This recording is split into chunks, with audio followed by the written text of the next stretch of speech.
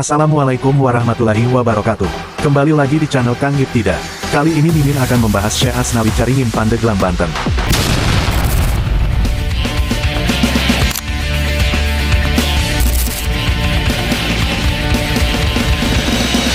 Syekh Asnawi bin Abdurrahman Al-Bantani atau yang lebih dikenal dengan nama Syekh Asnawi Caringin. Syekh Asnawi adalah seorang ulama besar dari Banten. Syekh Asnawi lahir di Kampung Caringin, Labuan Banten sekitar tahun 1850 Masehi.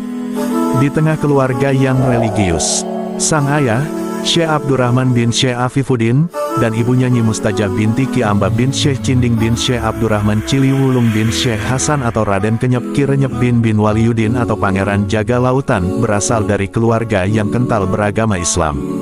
Bahkan, disebutkan pula bahwa Syekh Asnawi masih keturunan Sultan Agung dari Mataram atau keturunan Raden Patah. Syekh Asnawi Caringin, pada usia yang masih sangat belia, 9 tahun, Syekh Asnawi sudah dikirim ayahnya untuk menuntut ilmu ke Mekah, di Tanah Suci. Syekh Asnawi kemudian bertemu gurunya, Syekh Nawawi Al-Bantani, yang merupakan guru di Masjidil Haram. Bukan sekadar karena sama-sama kelahiran Banten, Syekh Asnawi dapat dekat dengan sang gurunya, namun, karena kecerdasannya juga kegigihannya dalam belajar membuat Syekh Nawawi mengajarkan banyak hal padanya. Bertahun-tahun Syekh Asnawi belajar di tanah kelahiran Islam, hingga ketika dirasa telah mumpuni dalam agama, ia pun dipercaya untuk mendakwahkan Islam. Maka, Syekh Asnawi pun pulang kembali ke tanah lahirnya, Banten. Beliau pun mulai mengajar dan mengundang ketertarikan banyak pemuda hingga menjadi muridnya. Tersiarlah nama Asnawi sebagai ulama di kawasan Banten dan sekitarnya. Kepiawaiannya dalam berdakwah membuat nama Syekh Asnawi tersohor sebagai ulama besar di Banten. Tak hanya mengajarkan agama, Syekh Asnawi juga terkenal semangatnya yang menggebu dalam melawan penjajah. Beliau mengobarkan semangat pemuda untuk melawan dan menentang kolonialisme Belanda. Apalagi, saat itu seluruh wilayah Banten berhasil dikuasai penjajah. Bahkan, tak hanya mengobarkan semangat kemerdekaan lewat lisan, tapi juga aksi. Syekh Asnawi juga dikenal memiliki ilmu bela diri yang mumpuni. Syekh Asnawi yang tangguh dan berhasil mengajak pemuda untuk melawan penjajah pun menjadi ancaman bagi Belanda. Apalagi, Banten dikenal sebagai tempat lahirnya para pemberontak Belanda. Bukan hanya dari kalangan rakyat biasa, melainkan juga dari kalangan ulama. Alhasil, Kiai pernah ditahan oleh penjajah di Tanah Abang serta diasingkan ke Cianjur. Beliau dihukum lebih dari setahun dengan tuduhan melakukan pemberontakan.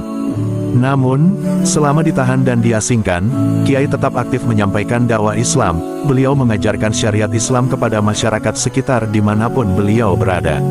Seusai diasingkan, Syekh Asnawi kembali ke kampungnya di Caringin. Karena situasi yang lebih aman, ia semakin giat mensiarkan Islam. Ia pun mendirikan sebuah madrasah Masyarikul Anwar dan masjid di Caringin pada 1884 Masehi. Masjid tersebut bernama Masjid Caringin yang hingga kini masih berdiri tegak. Ada kisah yang beredar di masyarakat bahwa kayu untuk bangunan masjid tersebut berasal dari sebuah pohon yang dibawa Syekh Asnawi dari Kalimantan. Pohon tersebut hanya satu, tetapi menghasilkan banyak kayu karena keberkahan sang Syekh.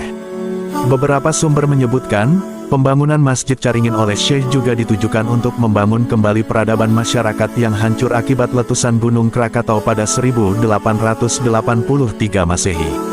Syekh Asnawi ingin membangun kembali akidah masyarakat dengan didirikannya sarana masjid tersebut. Sejak masjid berdiri, dakwah pun makin menggeliat. Banyak pemuda datang untuk berguru kepadanya.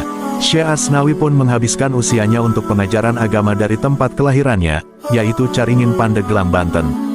Setelah banyak kiprah yang ditorehkan bagi masyarakat, terutama masyarakat Banten, Syekh Asnawi menghembuskan napas terakhir pada 1937 Masehi. Beliau meninggalkan banyak sekali anak, yakni 23 putra dan putri. Beliau dimakamkan di dekat masjid yang beliau bangun, Masjid Caringin. Hingga kini, banyak masyarakat Banten dan luar Banten yang rajin berziarah ke makamnya. Subhanallah, demikianlah pembahasan Mimin kali ini tentang Syekh Asnawi Caringin Pandeglang, Banten. Terima kasih telah menyaksikan konten dari channel Kang Ibtida. Jangan lupa like dan subscribe channel Mimin ya. Assalamualaikum warahmatullahi wabarakatuh.